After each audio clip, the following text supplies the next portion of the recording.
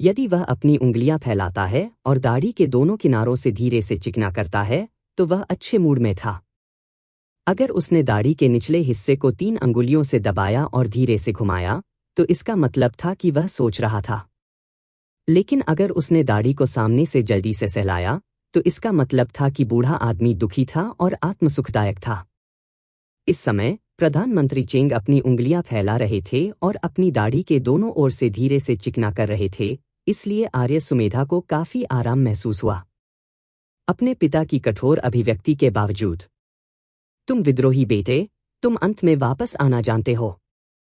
आर्य सुमेधा ने कहा, यह बेटा आधे साल से बाहर है और अपने माता पिता को याद करता है, इसलिए मैं मिलने वापस आ गया। इसमें अनुचित क्या है? अगर पिताजी को यह पसंद नहीं है तो मैं फिर से जा सकता हूं। आप, प्रधानमंत्री चेंग वास्तव में उन्हें गुस्से में जाने के लिए कहना चाहते थे, लेकिन अंततः वे उन शब्दों को कहने के लिए खुद को तैयार नहीं कर सके। वह क्या कर सकता था? 40 साल की उम्र के बाद, यह एक बच्चा होने के बाद, वह क्या कर सकता था? उसे डर था कि बच्चा जन्म से ही जीवित नहीं रहेगा। 3 साल की उम्र में चिंतित, 6 साल की उम्र में डर, 9 साल की उम्र में अंजाकुस, हर कदम आतंक से भरा था। केवल जब कोई माता पिता बन जाता है, केवल तभी वह वास्तव में समझ सकता है कि स्वर्ग के नीचे माता पिता के दिलों पर दया करना का क्या अर्थ है।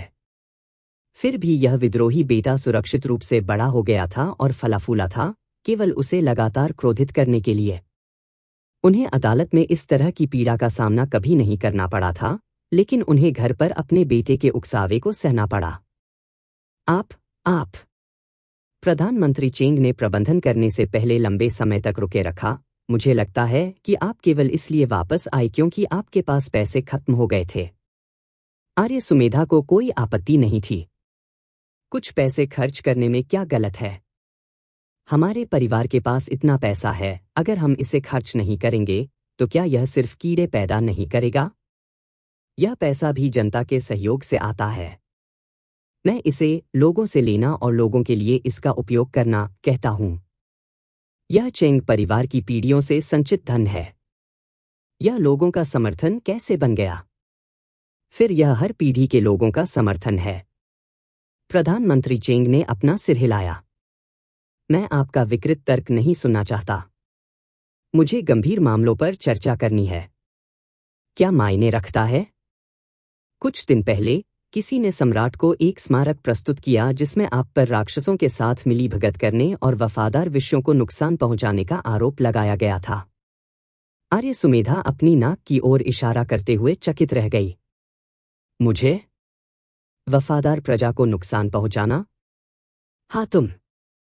ईमानदारी से स्वीकार करें कि हेलन शेंग के पोते की वास्तव में मृत्यु कैसे हुई। ओह, वह मरने के लायक था। आर्य सुमेधा ने कुछ शब्दों में बात समझाई। प्रधानमंत्री चेंग अपनी पीठ के पीछे हाथ रखकर आगे पीछे टहल रहे थे। अपने बेटे को खत्म करने के बाद वह भौहें चढ़ा दिया। आप वास्तव में शामिल थे? तुम बच्चे, तुम्हें किसी ने इस्तेमाल किया होगा। तुम्हारा क्या काम था कि हेलन परिवार के छोटे जानवर ने मार डाला और जला दिया? यह सुनकर आर्य सुमेधा अप्रसन्न हो गई। अन्याय का सामना करते समय व्यक्ति को स्वाभाविक रूप से धार्मिक सहायता प्रदान करनी चाहिए। यह मेरा व्यवसाय कैसे नहीं है? प्रधानमंत्री चेंग ने बार बार अपना सिर हिलाया। सम्राट ने पहले ही हेलन शेंग को खुश कर दिया है और न्याय मंत्रालय को इस मामले की जांच करने का आदेश दिया है। न्याय मंत्री बूढ़े हैं और मामलों को नहीं संभालते हैं। एक उप मंत्री का पद खाली है, इसलिए सभी मौजूदा मामलों को वाम उप मंत्री द्वारा नियंत्रित किया जाता है। वह वामपंथी उप मंत्री सुन झेंगक्सुन हेलन शेंग के बहनोई है। वह निश्चित रूप से आप में दोष खोजने की कोशिश करेगा। सौभाग्य से आपने सीधे तौर पर हत्या में भाग नहीं लिया, इसलिए इस मामले में अभी भी पैंतरेबाजी की गुंजाइश है। मुझे पता है कि आप युवा और गर्म खून वाले हैं, धार्मिक जुनून से भरे हुए हैं, लेकिन अच्छे कर्म करना और पुण्य संचय करना ठीक से किया जाना चाहिए। इस तरह लापरवाही से आगे चार्ज करना एक कीमत के साथ आता है। पूरे इतिहास में दूसरों के लिए खड़े होने वाले कितने लोगों का अंत अच्छा था? मैं तुम्हारा असली पिता हूं, क्या मैं तुम्हें नुकसान पहुंचाऊंगा? मेरी बात सुनो। अब उन मार्शल कलाकारों के साथ संगति न करें। कुछ दिनों के लिए चुपचाप घर पर रहें। क्या तुम मुझे सुन रहे हो? आर्य सुमेधा लापरवाही से हंस पड़ी। बहुत देर हो चुकी है। वे पहले से ही हमारे घर में रह रहे हैं। प्रधानमंत्री चेंग ने अपने बेटे को अवाक होकर देखा, इशारा करते हुए। तुम विद्रोही बेटे, क्या तुम मुझे मौत के घाट उतारने की कोशिश कर रहे हो?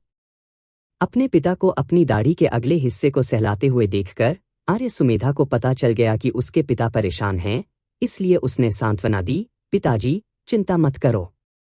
यह आपको फंसाएगा नहीं। यह उसके बारे में नहीं है। प्रधानमंत्री चेंग ने अचानक असहाय होकर आह भरी। आपको यह समझने की जरूरत है कि हेलन शिंग वर्तमान में सम्राट द्वारा बहुत पसंद किए जाते हैं। यहां तक कि मुझे भी उसे रास्ता देना चाहिए। वह हाल ही में इंपीरियल प्रीसेप्टर के करीब भी पहुंच रहा है। आप इसमें शामिल दाव को नहीं समझते हैं। आर्य सुमेधा ने तिरस्कारपूर्वक कहा। मैं कैसे नहीं समझ सकता? सम्राट अपने मंत्रियों को लड़ते हुए देखना चाहता है। यदि आप और हेलन शिंग प्यार से मिलते हैं तो बूढ़ा आदमी सो नहीं पाएगा। इंपीरियल तकनीक, क्या यह सिर्फ उस संतुलन का खेल नहीं है? सभी रहस्यमय अभिनय करना जैसे कि कोई नहीं समझता। अपनी आवाज नीचे रखो। सम्राट के बारे में लापरवाही से बोलना, क्या आप मरना चाहते हैं? प्रधानमंत्री चेंग प्रसन्न और क्रोधित दोनों थे। प्रसन्न था कि उनका बेटा लोगों और मामलों को समझता है, स्वाभाविक रूप से आधिकारिक तौर पर अनुकूल है। इस बात से गुस्सा है कि बदबूदार लड़के की ऐसी कोई महत्वाकांक्षा नहीं थी, हमेशा अमरता की खेती के उन अलौकिक मामलों के बारे में सोचता था। प्रधानमंत्री चेंग उन मार्शल कलाकारों को दूर भगाना चाहते थे, लेकिन सबसे पहले उन्हें अपने बेटे की भावनाओं को ठेस पहुंचने का डर था, और दूसरी बात, वह इंतजार करना चाहते थे और देखना चाहते थे कि हेलन शिंग के पास क्या चालें थीं। सोचने के बाद प्रधानमंत्री चेंग ने अभी के लिए अपने पद पर बने रहने का फैसला किया। उसने महसूस किया कि कम से कम यह विद्रोही पुत्र सुरक्षित था, क्योंकि सम्राट आर्य के खिलाफ कार्रवाई करना सहन नहीं कर सकता था। वजह साफ थी। आज सम्राट ने राजकुमारी अनपिंग से आपकी शादी के बारे में फिर पूछा। आप दोनों को अगले साल बिना किसी असफलता के शादी करनी होगी। क्या आपको हथियार चलाना और असाधारण ताकत रखना पसंद नहीं है? फिर आप इंपीरियल गार्ड्स के साथ ट्रेन करेंगे। मैंने पहले ही आपके लिए मार्ग प्रशस्त कर दिया है। आर्य सुमेधा ने अधीरता से कहा, मैंने कितनी बार कहा है, मैं शादी नहीं करूंगी। अगर वह शादी भी कर लेता तो उसे काव्यायूं और मकर सिंह की तरह आपसी स्नेह के साथ एक दाव साथी मिल जाएगा, जो जीवन भर सांसारिक धन में फंस नहीं जाएगा और एक अभिमानी राजकुमारी के साथ सम्मान करेगा। प्रधानमंत्री चेंग ने गुस्से में अपनी ठुड्डी उठाई, उसकी दाढ़ी उसके साथ उछल रही थी, और गुस्से में बोला, यदि आप शादी नहीं करते हैं तो क्या आप मुझे वंशजों के बिना मरने की कोशिश कर रहे हैं? यह कैसे हो सकता है? मुझे लगता है कि आप बूढ़े आदमी में अभी भी बहुत जोश है। आपके पास एक और बच्चा क्यों नहीं है? तुम मुझे क्रोधित कर रहे हो। निकल जाओ। बाहर निकलो, बाहर निकलो। अगली सुबह एक चमकदार नाश्ते के बाद काव्यायून ने 1000 मील ध्वनि संचारण शंख को सक्रिय करने की कोशिश की, लेकिन कोई प्रतिक्रिया नहीं मिली। किग्वांगजी ने उन्हें राजधानी आने के लिए कहा था, लेकिन उनसे संपर्क नहीं किया। कौन जानता था कि वह क्या साजिश रच रहा था? आर्य सुमेधा ने कहा, हम बस इंतजार नहीं कर सकते। हम टहलने के लिए बाहर क्यों नहीं जाते? मैं आपको राजधानी के चारों ओर दिखाऊंगा। मैं यहां बड़ा हुआ हूं और इसे अच्छी तरह से जानता हूं। रोशनी ने पूछा, तो हमें बताओ, राजधानी में क्या मजा है? बहुत मजा है। अब सर्दियों की गहराई में अनुमान लगाएं कि सबसे मनोरंजक क्या है। यह क्या है? बर्फ के खेल, बिल्कुल। आओ, मैं तुम्हें बर्फ के खेल देखने के लिए नदी पर ले जाऊंगा। रोशनी, बर्फ के बिस्तर को लाओ। 4 नौकरानियों को एक देवदार की लकड़ी के बर्फ के बिस्तर पर ले जाया गया। बर्फ का बिस्तर इस साल नया बनाया गया था और अभी भी देवदार की लकड़ी की खुशबू देता है। इसमें मेज और कुर्सियां थीं और लगभग 5 या 6 लोग बैठ सकते थे। इसे लटकन से सजाया गया था, वापस लेने योग्य पर्दों से लटका दिया गया था और फूलों से उकेरा गया था। नक्काशीदार फूलों के बारे में काव्या यून बिल्कुल भी आश्चर्यचकित नहीं थी। राजधानी के धनी परिवार पागलों को तराशते हुए लग रहे थे, उन्होंने सब कुछ उकेरा था। उसे संदेह था कि उनके अस्तबल भी उकेरे गए थे। बर्फ के बिस्तर के अलावा रोशुई और अन्य लोग मुस्कुराहट के साथ 2 छोटे लकड़ी के घोड़े भी लाए। ये लकड़ी के घोड़े बच्चों के रॉकिंग घोड़ों के समान थे, सिवाय इसके कि उनके पैर सपाट थे। उन्हें बर्फ पर ग्लाइड करने के लिए धक्का देने के लिए पीछे की ओर हैंडल थे और हैंडल में लालटेन लटकाने के लिए भी जगह थी। वास्तव में काफी उत्तम। ये दोनों घोड़े लाल और पीले रंग के थे। न केवल उन्हें सजीव रूप से उकेरा गया था, बल्कि उनके भावों में मामूली अंतर भी था। काव्या यून यह देखकर आश्चर्यचकित रह गई। रोशुई ने कई वार्मिंग आइटम भी तैयार किए, कपड़े, हैंड वार्मर और इस तरह। उसने सोचा कि चूंकि मिस यूं और मिस रोशनी युवा महिलाएं थीं, इसलिए पुरुष नौकरों के लिए उनकी उपस्थिति अनुचित लग रही थी। इसलिए उसने और एक अन्य नौकरानी फुयुन ने उनके साथ जाने की योजना बनाई। आर्य सुमेधा ने उन्हें हवेली में रहने के लिए हाथ हिलाया। सेवा करने की कोई आवश्यकता नहीं है। वार्मिंग आइटम भी नहीं लिए गए थे। किसी को उनकी जरूरत नहीं थी। उसे किसी पुरुष नौकर की भी आवश्यकता नहीं थी।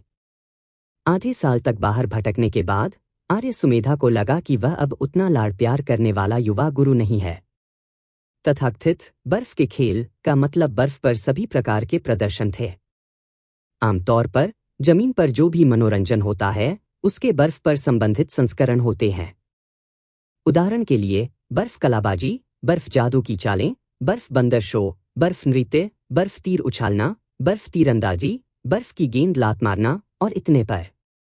बर्फ पर सबसे तेजी से स्लाइड करने वाले लोगों की सरल प्रतियोगिताएं भी थीं, जिन्हें आइस रेसिंग कहा जाता है। इस मौसम में नदी की सतह ठोस रूप से जमी हुई थी। कई लोगों ने बर्फ पर खेला और आनंद लिया। काव्या यून और रोशनी नदी के किनारे से आकर्षण के साथ देख रहे थे। कुछ लोग किनारे पर भोजन, गर्म चाय और शराब बेचने के लिए स्टॉल लगाते हैं। सभी अच्छा व्यवसाय करते हैं। मकर सिंह देख सकता था कि काव्या यून को उन 2 छोटे लकड़ी के घोड़ों में बहुत दिलचस्पी थी। उसने पीले घोड़े को बर्फ की सतह पर रखा और काव्या यून को उस पर बैठाया। फिर उसने हैंडल पकड़ लिया और जोर से धक्का दिया। एक ही समय में धक्का दिया और दौड़ा। काव्या यूं हंसे। बर्फ की सतह पर हवा के खिलाफ दौड़ते हुए उसका दिल भी उड़ने लगा, सभी चिंताओं को पीछे छोड़कर। उसकी छाती साहस से भर गई, मानो वह अपनी सबसे मूल स्थिति में लौट आई हो, एक प्रकार की लापरवाह, शुद्ध खुशी। हा हा हा हा हा हा, वह दिल खोलकर हंस पड़ी। मकर सिंह भी हंस पड़े। उनके पीछे रोशनी बारीकी से पीछा कर रही थी। आर्या सुमेधा उसे धक्का दे रही थी। बड़ी बहन, चलो दौड़ते हैं, रोशनी ने हंसते हुए कहा। ठीक है। काव्या यूं ने अपना हाथ लहराया और एक हवा की दीवार बनाई। वे दोनों उसमें दुर्घटनाग्रस्त हो गए और बर्फ पर गिर गए। सख्त त्वचा वाले किसान होने के नाते वे घायल नहीं हुए, बस बहुत अस्तव्यस्त थे। आह आह आह, बड़ी बहन, तुम बहुत परेशान हो, आर्य सुमेधा ने शाप दिया। काव्या यूं, तुम बहुत दुष्ट थे। काव्या यूं की हंसी दूर तक गूंज उठी। आर्या सुमेधा उठी और रोशनी को फिर से धक्का दिया। बहुत घमंडी, तुम दोनों वहीं रुको, उसने पीछा किया।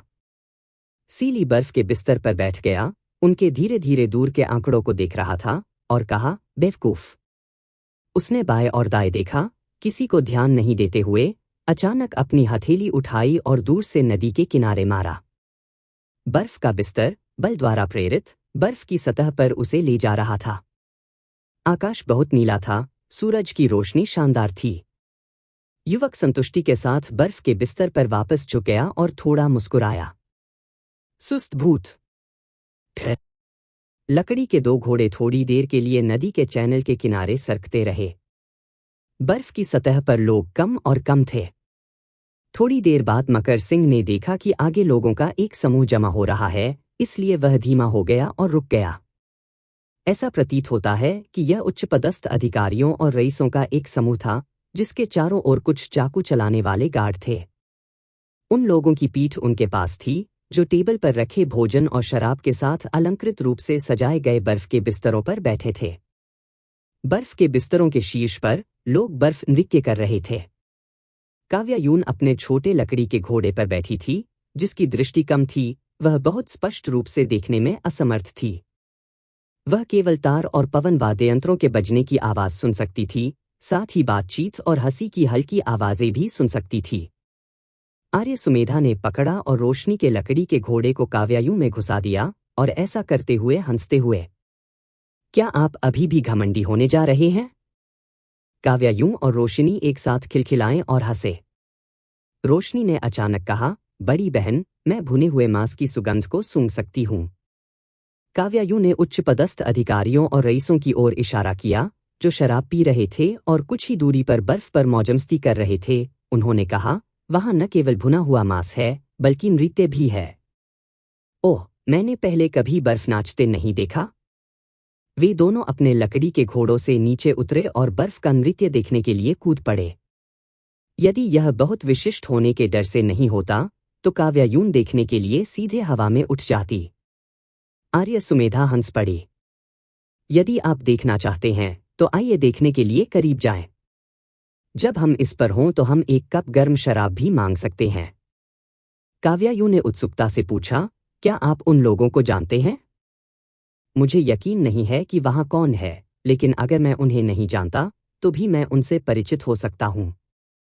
आर्य सुमेधा ने चलते हुए कहा। कुछ कदम चलने के बाद उन्होंने अचानक देखा कि 7 या 8 मजबूत महिलाओं द्वारा एक बर्फ के बिस्तर को उनकी ओर खींचा जा रहा है, जिसमें बर्फ के बिस्तर के दोनों किनारों पर 10 से अधिक गार्ड हैं। इन सभी लोगों ने अपने जूतों पर कर्षण के लिए जानवर छिपाने वाले जूते के कवर पहने थे। बर्फ का बिस्तर करीब और करीब आ गया। उस पर कुल 4 लोग थे, 3 खड़े थे और एक बैठा था। जब आर्य सुमेधा ने बैठे व्यक्ति को देखा, तो वह मुड़ा और चला गया। कोई बात नहीं, मैं उन्हें नहीं जानता। यदि आप आइस डांसिंग देखना चाहते हैं, तो मैं कल आपके लिए नृत्य करने के लिए किसी को ढूंढूंगा। काव्यायूं चकित थी, अभिव्यक्ति का यह परिवर्तन बहुत अचानक था। बर्फ के बिस्तर पर बैठे व्यक्ति ने उन्हें जाने के लिए मुड़ते देखा और जल्दी से जोर से पुकारा, भाई आर्य। यह एक कर्कश महिला आवाज थी। काव्यायूं ने एक भौं उठाई और देखने के लिए मुड़ी। युवती पहले ही खड़ी हो चुकी थी और अब बर्फ के बिस्तर के सामने खड़ी थी। अन्य 3 महिलाएं उसके चारों ओर क्लस्टर कर रही थीं।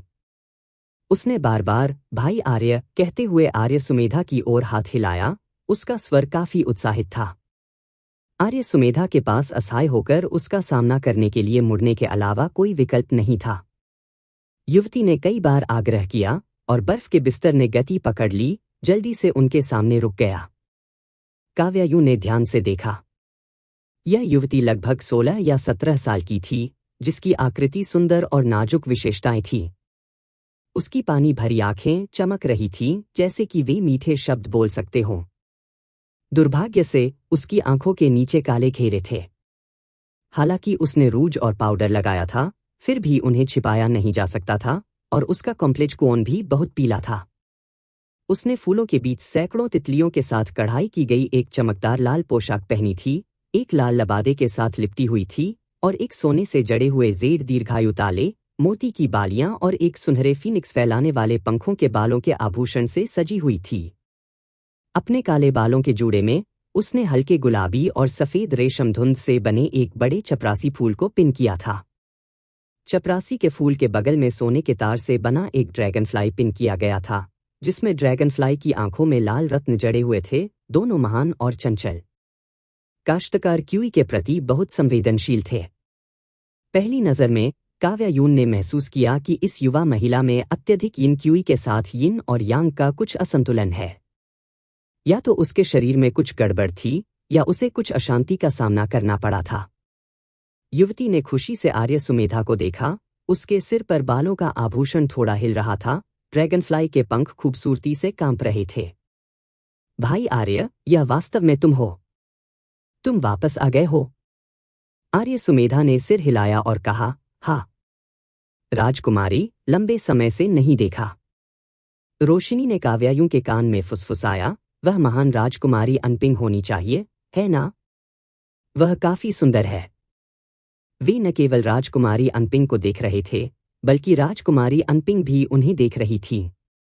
जब राजकुमारी अनपिंग ने देखा कि आर्य सुमेधा के बगल में दो सुंदर महिलाएं हैं, तो उसकी अभिव्यक्ति कुछ अप्रिय हो गई। फिर उसने अचानक तिरस्कारपूर्ण नजर से अपनी ठुड्डी उठाई। उसकी आवाज पहले की आवाज से बदलकर आधिकारिक हो गई। तुम लोग कौन हो? जब आप इस महल को देखते हैं तो आप घुटने क्यों नहीं टेकते? काव्यायु ने लापरवाही से अपनी बाहों को पार किया और मुस्कुराए। हम काश्तकारों के पास केवल यिन और यांग हैं, महान और नीच नहीं। तुम्हारी हिम्मत कैसे हुई? आप इस राजकुमारी का खंडन करने की हिम्मत भी करते हैं? कोई उसके चेहरे पर थप्पड़ मारो। उसके पीछे खड़ी 3 महिलाओं में से 2 बर्फ के बिस्तर से नीचे उतरीं। उन्होंने अपने जूतों पर जानवर को छिपाने वाले कर्षण कवर भी पहने थे और अब कठोर चेहरों के साथ काव्यायून और रोशनी की ओर तेजी से चल रहे थे। रोशनी ने शाप दिया, पागल। आर्य सुमेधा ने महल की 2 नौकरानियों को रोकने के लिए अपना हाथ बढ़ाया। उसने राजकुमारी अनपिंग पर भौहें सिकोड़ ली। तुम किस लिए पागल हो रहे हो? जल्दी करो और माफी मांगो। राजकुमारी अनपिंग ने अपने उच्च स्थान से काव्यायून को देखा और अचानक ठंड से उपहास किया। भाई आर्य, शाही गुरु ने कहा कि आपको 2 राक्षसियों ने धोखा दिया है। क्या यह वे हो सकते हैं? आर्य सुमेधा का चेहरा काला पड़ गया। आप किस बकवास की बात कर रहे हैं? राक्षसी कौन है? मुझे लगता है कि इंपीरियल प्रीसेप्टर स्पष्ट रूप से दानव पुजारी है, जो हमेशा अत्याचारी और बुराई क्यूई से भरा होता है। भाई आर्य, इंपीरियल प्रीसेप्टर वर्तमान में फादर एम्परर के लिए अमरता की गोलियों को परिष्कृत कर रहे हैं। आपको अपनी बातों से सावधान रहना चाहिए। आर्य सुमेधा पहले से ही काफी अधीर थी। उसने अपने हाथों को पकड़ लिया और कहा, मैं समझता हूं। राजकुमारी के अनुस्मारक के लिए धन्यवाद।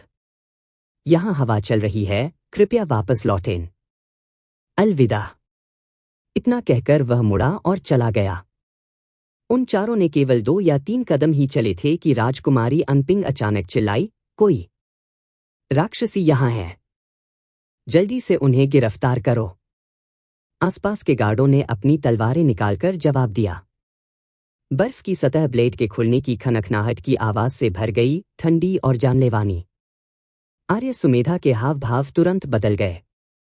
वह वापस बर्फ के बिस्तर पर भाग गया, एक हाथ से राजकुमारी अनपिंग के मुंह को ढक दिया, उसे बर्फ के बिस्तर के एक कोने में खींच लिया और उसे एक कुर्सी पर धकेल दिया। राजकुमारी अनपिंग ने विरोध नहीं किया, केवल उसे आंसू भरी आंखों से देखा। दूसरों ने, यह देखकर कि राजकुमारी संघर्ष नहीं कर रही थी, उसे नहीं रोका और चुपचाप अदृश्य होने का नाटक किया। इस समय आर्य सुमेधा ने काव्यायून और अन्य लोगों की ओर पीठ की थी और सभी 10 फीट से अधिक दूर थे। उसने अपना हाथ छोड़ दिया और अपनी आवाज कम कर दी। वे मेरे दोस्त हैं। बहुत दूर मत जाओ। राजकुमारी अनपिंग ने अपनी आंखें झपकाईं।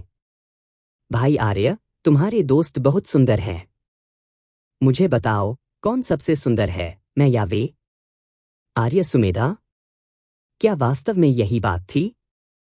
राजकुमारी अनपिंग को कोई जवाब नहीं मिला और उसने नफरत में अपने दांत पीस लिए। लाल नेल पॉलिश से रंगे उसकी उंगलियों ने काव्यायून की ओर इशारा किया, क्या आप उसे पसंद करते हैं? फिर उसने रोशनी की ओर इशारा किया, या क्या आप उसे पसंद करते हैं? आर्य सुमेधा ने पीछे मुड़कर देखा। काश्तकारों की सुनने की क्षमता अच्छी थी, इसलिए भले ही उन्होंने जानबूझकर अपनी आवाज कम कर दी हो, फिर भी राजकुमारी अनपिंग के साथ उनकी बातचीत उन्हें सुनी गई थी। काव्यायून और रोशनी दोनों के पास उत्साह देखने के भाव थे, जबकि मकर सिंह की अभिव्यक्ति थोड़ी खतरनाक लग रही थी, जैसे कि वह हत्या की होड़ में चले जाएंगे अगर आर्य सुमेधा ने जवाब दिया कि उन्हें काव्यायून पसंद है। राजकुमारी अनपिंग छाती पीटते हुए रो पड़ी। मुझे बताओ, मुझे बताओ। आर्य सुमेधा ने उसे एक दृश्य बनाने से रोकने के लिए उसकी कलाई पकड़ ली। उसने भौहें चढ़ा दी और कहा, बेशक मैं उन्हें पसंद करता हूं। वे दयालु और धर्मी दोनों लोग हैं। ऐसे दोस्त होने से मुझे सपने में भी हंसी आती है। मैं उन्हें कैसे पसंद नहीं कर सकता? अच्छा, आप स्वीकार करते हैं कि आप राक्षसी की तरह हैं। तुम्हें राक्षसियों ने बहकाया है। इसे वे क्रॉस उद्देश्यों पर बात करने के लिए कहते थे। आर्य सुमेधा ने गुस्से में कहा, ऐसा लगता है कि आप रोमांटिक प्रेम के अलावा अन्य भावनाओं को समझने में असमर्थ हैं। मैं उसे मारना चाहता हूं, दांत पीसकर आवाज आई। आर्य सुमेधा ठंडे स्वर में हंस पड़ी। तथ्य यह है कि आप यहां एक टुकड़े में बैठ सकते हैं, पूरी तरह से उनके दयालु दिलों के लिए धन्यवाद है। जल्दी करो और अपने पिता को खोजने के लिए घर जाओ। वह एक अंधेरे अभिव्यक्ति के साथ बर्फ के बिस्तर से नीचे कूद गया और बिस्तर के फ्रेम को जोर से लात मारी। बर्फ का बिस्तर दूर तक चला गया। बिस्तर खींचने वाली मजबूत महिलाओं का समूह, अपनी तलवारें खींचने वाले गार्ड और महल की 2 नौकरानियां, जिन्होंने चेहरे पर थप्पड़ मारने की कोशिश की थी लेकिन असफल रहीं, सभी ने जल्दी से उसका पीछा करते हुए राजकुमारी पुकारा। काव्यायून ने बर्फ के बिस्तर पर रोती हुई महिला को देखा और अंततः उत्सुक थी। उसने जल्दी से एक यिन्यांग मंत्र बनाया, देखने के लिए अपनी यिन्यांग आंखें खोलीं और अच्छा स्वर्ग। इस राजकुमारी के पीछे एक बूढ़ी औरत की आत्मा छिपी हुई थी। कोई आश्चर्य नहीं कि उसके बारे में कुछ भारी यिन क्यूई थी। ऐसा प्रतीत होता है कि बूढ़ी औरत की हाल ही में मृत्यु हो गई थी, क्योंकि उसकी आत्मा अभी भी अपेक्षाकृत उज्ज्वल थी। इस समय वह काव्यायून की टकटकी को महसूस कर रही थी और काव्यायून पर मुस्कुराने के लिए अपना चेहरा बदल लिया। उसके सामने के अधिकांश दांत गायब थे और जब वह मुस्कुराई तो उसका मुंह एक ब्लैक होल था जो बहुत भयानक लग रहा था। वरिष्ठ बहन, आप क्या देख रही हैं? काव्यायून अपने होश में वापस आई, यिन्यांग मंत्र को दूर कर दिया और अपना सिर हिलाया। कुछ नहीं। चलिए चलते हैं। वापसी के रास्ते में मकर सिंह और आर्य सुमेधा को लकड़ी के घोड़ों की सवारी करने का गौरव प्राप्त हुआ। वे दोनों कद में लंबे और बड़े थे। लकड़ी के छोटे घोड़ों पर बैठे वे ऐसे लग रहे थे जैसे वे छोटी भेड़ों की सवारी कर रहे हों, जो काफी मनोरंजक था। काव्यायूं को यह बहुत मजेदार लगा। मकर सिंह वापस पहुंचे, उसकी कलाई को पाया और उसे एक दंडात्मक चुटकी दी। काव्यायून ने मकर सिंह को धक्का दिया जबकि रोशनी ने आर्य सुमेधा को धक्का दिया। वे धीरे धीरे इस तरह वापस आ गए। थोड़ी देर चलने के बाद काव्यायून ने कहा, आर्य, तुम एक अरेंज मैरिज से बचने के लिए नहीं भागे, है ना? आर्य सुमेधा का चेहरा शर्मिंदगी से लाल हो गया। रोशनी खुश थी। अरे, जब हम पहली बार मिले थे तो क्या आपने यह नहीं कहा था कि आपके परिवार ने आपकी खेती का समर्थन किया है? खैर, अब तो आप वास्तव में शादी से बचने के लिए घर से भाग गए। आप युवा मास्टर निश्चित रूप से डींग मार सकते हैं। आर्य सुमेधा ने आह भरी। इसका जिक्र मत करो। काव्यायून ने दबाया, हमें इसके बारे में बताओ, उस छोटी राजकुमारी के प्रति आपकी भावनाएं कैसी हैं? वे कुछ भी कैसे हो सकते हैं? मैंने हमेशा उसे एक छोटी बहन की तरह माना है। जब मैं छोटा था, मेरे पिता उसके पिता के शिक्षक थे। कभी कभी जब मेरे पिता उसके पिता को शिक्षा देने के लिए महल जाते थे, तो वह मुझे साथ लाते थे, इसलिए मैं अक्सर उसके साथ खेलता था। चूंकि मेरे कोई असली भाई बहन नहीं थे, इसलिए मैंने वास्तव में उसे एक सगली बहन की तरह माना। बाद में जब हम दोनों बड़े हुए तो वह बदल गई और मैं भी बदल गया। धीरे धीरे हमारे पास बात करने के लिए कुछ भी सामान नहीं था। काव्यायून ने सुनने के बाद सिर हिलाया। ऐसा लगता है कि आपके मन में अभी भी उसके लिए कुछ स्नेह है। अगर स्नेह है तो यह भाई बहन का स्नेह है। मैं हमेशा उसे एक छोटी बहन के रूप में मान सकता हूं जो चीजों को नहीं समझती है, लेकिन पति और पत्नी के रूप में? यह कैसे संभव हो सकता है? फिर भी हर कोई सोचता है कि हम दोनों स्वर्ग में बने एक जोड़े हैं। यह पूरी तरह से चौंकाने वाला है। रोशनी ने ताली बजाई और हंस पड़ी। मुझे पता है कि आप किसके साथ स्वर्ग में बने मैच हैं। कौन? सीली। मुझे लगता है कि आप दोनों काफी अच्छी तरह से मेल खाते हैं। आर्य सुमेधा ने उदास होकर कहा, ईमानदारी से कहूं तो मैं उसके साथ रहने के बजाय सीली के साथ एक पुरुष संबंध रखना पसंद करूंगी। सीली, जो धीरे धीरे उन्हें खोजने के लिए एक बर्फ के बिस्तर पर फिसल रहा था और ठीक यही वाक्य सुनने को मिला। सीली, आप किसके साथ क्या करना चाहते हैं? आर्य सुमेधा इतनी शर्मिंदा थी कि वह एक बर्फ का गड्ढा खोदना चाहती थी और उसमें रेंगना चाहती थी।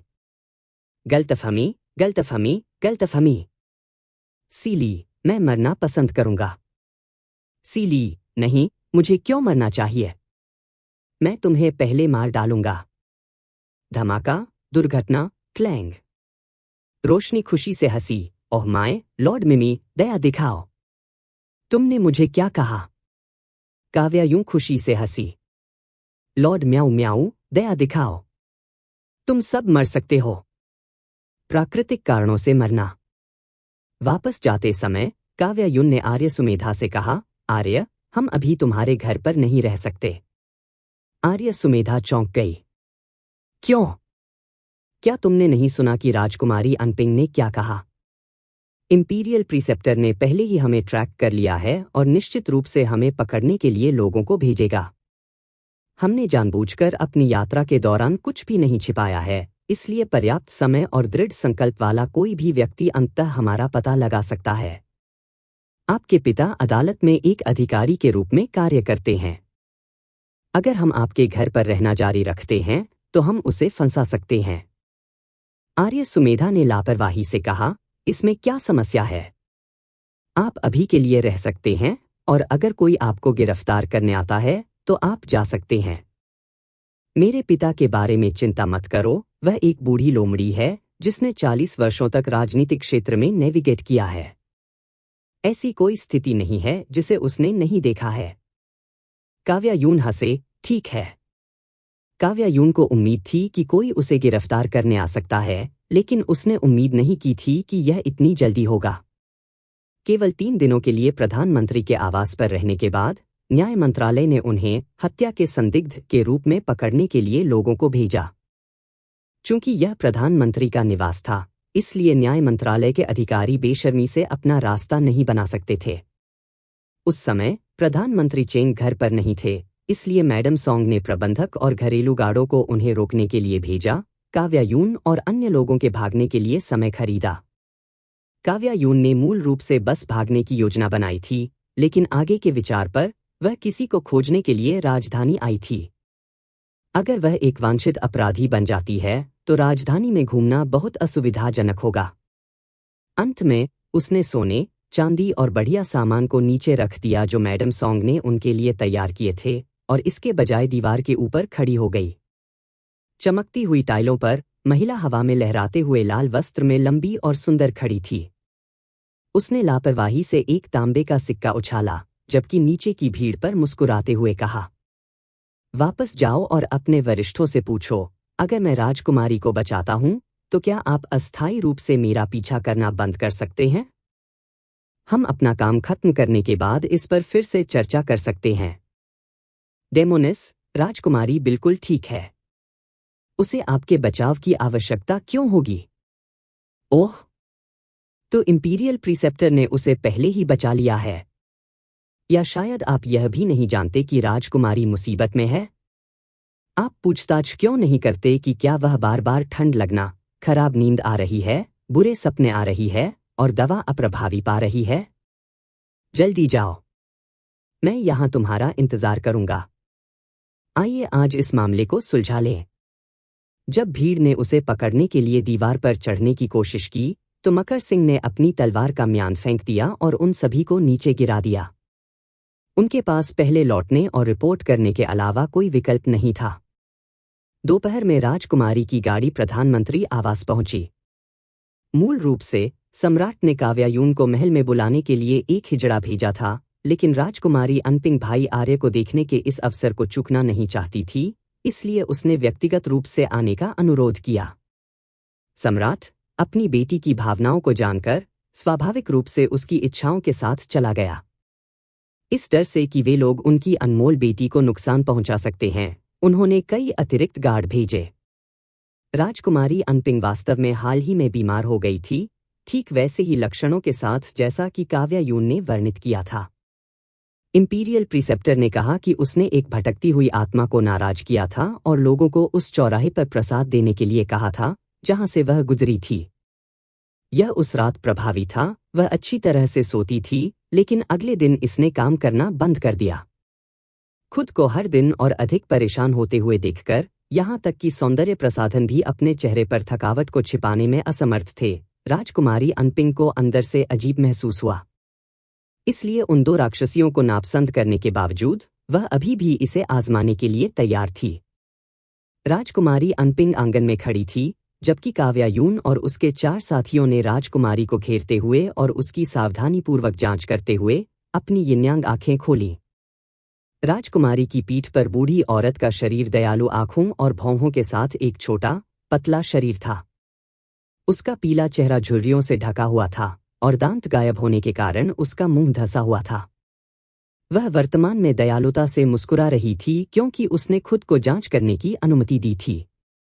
उसने दफन के कपड़े पहने थे, यह दर्शाता है कि उसने मरने से पहले उन्हें पहना था। यह एक प्राकृतिक मौत होनी चाहिए थी। सामान्यतया नश्वर दुनिया में रहने वाली आत्माओं में जो हिंसक रूप से मर गए, वे अधिक आम थे। किसी ऐसे व्यक्ति के लिए जो स्वाभाविक रूप से इस तरह मर गया, उनके जुनून के लिए उनकी आत्मा को बांधने के लिए पर्याप्त मजबूत होना दुर्लभ था। राजकुमारी अनपिंग हमेशा उच्च और शक्तिशाली थी और उसे कभी भी बिल्ली या कुत्ते की तरह नहीं देखा गया था जैसा कि वह अब थी, विशेष रूप से महल की नौकरानियों और गार्डों से भरे आंगन के साथ। सभी उसकी शर्मिंदगी को देख रहे थे। उसने अपनी पोशाक पकड़ ली, उसका चेहरा लाल हो गया। कैसे? तुम्हारी हिम्मत कैसे हुई? रोशनी ने कहा, लगभग 60 साल की होगी, है ना? राजकुमारी अनपिंग ने गुस्से में कहा, तुम बूढ़ी औरत हो। आर्य सुमेधा ने कहा, हम तुमसे बात नहीं कर रहे थे। इधर उधर मत घूमो। काव्यायू ने पूछा, तुम्हारा नाम क्या है? राजकुमारी अनपिंग ने अपनी ठुड्डी उठाई, इस राजकुमारी को कहा जाता है। आर्य सुमेधा ने अधीरता से उसे बाधित किया, हमने पहले ही कहा था कि हम आपसे बात नहीं कर रहे थे। यदि आप फिर से बेतरतीब ढंग से बोलते हैं तो मैं आप पर एक कुत्ता भौंकने वाला ताबीज डाल दूंगा। तभी राजकुमारी अनपिंग को एहसास हुआ कि कुछ गड़बड़ है। उसकी अभिव्यक्ति बदल गई और उसने एक छोटी आवाज में कहा, यहाँ और भी लोग हैं। उसने सावधानी से बाएं और दाएं देखा लेकिन कुछ भी नहीं देखा। हालांकि ये लोग उसकी पीठ को घूर रहे थे। आंखों में आंसू लेकर उसने कहा, क्या? मेरी पीठ पर क्या है? वो भाई आर्य, मुझे डराओ मत। आर्य सुमेधा ने काव्यायूं की ओर रुख किया और कहा, काव्यायूं, हम उसे खुद क्यों नहीं देखने देते? अच्छा विचार। काव्यायूं ने राजकुमारी अनपिंग पर यिन्यांग मंत्र डाला, फिर कहा, जब आप मानसिक रूप से तैयार हों तो मुड़े। राजकुमारी अनपिंग ने उस वाक्य के पहले भाग पर ध्यान नहीं दिया और तुरंत पलट गई। फिर उसने अचानक खुद को एक बूढ़ी औरत के साथ आमने सामने पाया, उनकी नाक लगभग छू रही थी। आह! भूत आह! महिला की चीखें पूरे प्रधानमंत्री आवास में गूंज उठीं। महल की नौकरानियों और पहरेदारों ने जो चुप थे, सभी ने अपने भाव बदल दिए। कुछ गार्डों ने सतर्कता से अपनी तलवारें खींच ली लेकिन यह नहीं जानते थे कि आगे किस पर हमला करना है। राजकुमारी अनपिंग एक गोली की तरह घबराहट में इधर उधर भागती हुई। महल की कई नौकरानियों ने उसके पीछे पीछे पीछा किया। जैसे ही वह दौड़ी, राजकुमारी अनपिंग उन्माद से चिल्लाई, चले जाओ, चले जाओ। आहा! भाई आर्य, मेरी मदद करो। मेरे पीछे एक भूत है। आर्य सुमेधा ने सिर हिलाया। मैं तुम्हें नहीं बचा सकता। आप जल्दी से अमर युवतियों से भीख क्यों नहीं मांगते? राजकुमारी अनपिंग के पास काव्यायूं के पास दौड़ने और उसके बागे के कोने को पकड़ने के अलावा कोई विकल्प नहीं था। अमर युवतियों, कृपया मुझे बचाओ। इस चीज को ले लो। अत्यधिक भय के कारण उसके चेहरे से आंसू बह निकले और उसकी आवाज कांपने लगी। काव्यायूं ने अपनी बाहों को पार किया, अपनी तर्जनी से अपनी ऊपरी बाह को थपथपाया। पहले मुझे बताओ, क्या तुम उसे पहचानते हो? राजकुमारी अनपिंग ने उन्मत्त होकर अपना सिर हिलाया। इस बार वह शिष्टाचार की परवाह नहीं कर सकती थी, उसके बालों के गहने बेतहाशा उड़ गए। मैं उसे नहीं जानता। मैंने उसे पहले कभी नहीं देखा। तो अभी के लिए मत बोलो। ठीक है। उसने सिर हिलाया, आंसू अभी भी अनियंत्रित रूप से बह रहे थे। काव्यायून के बागे के कोने को पकड़ने वाले उसके हाथ ने कभी आराम करने की हिम्मत नहीं की। उसकी भौहें संकट में ऊपर उठ गईं और उसकी अभिव्यक्ति भयभीत और विनम्र दोनों थी। उसका प्रारंभिक अहंकार पूरी तरह से गायब हो गया था। काव्यायून ने राजकुमारी अनपिंग से यिन्यांग मंत्र हटा दिया और उस पर एक शांत जादू किया। ऐसा करने के बाद उसने अपनी आवाज उठाते हुए फिर से बुढ़िया से पूछा, तुम्हारा नाम क्या है? बुढ़िया का रूप थोड़ा हिल गया क्योंकि वह काव्यायून की ओर झुक गई, अपने काले खोखले मुंह को प्रकट करने के लिए मुस्कुरा रही थी। उसने कहा, कितनी सुंदर लड़की है। तुम्हारा नाम क्या है? उसके गायब दांतों के कारण उसका उच्चारण बहुत स्पष्ट नहीं था, लेकिन यह समझ में आता था। काव्यायून ने उत्तर दिया, मुझे काव्यायूं कहा जाता है। और आप? क्या अच्छा? क्या आप कुआं खोदने जा रहे हैं? काव्यायूं ने अपनी आवाज उठाई। मैंने कहा, क्या है आपका नाम? घोड़ा? मैं घोड़ों की सवारी कर सकता हूं। मैंने एक कोशिश में सीखा। सभी 5 लोगों ने एक साथ चेहरे को हाथ में लाया। रोशनी, हम क्या करें? हमने एक कठिन श्रवण भूत का सामना किया है। आर्य सुमेधा ने कहा, मुझे नहीं पता कि यह भूत पढ़ सकता है या नहीं। चलो कोशिश करते हैं।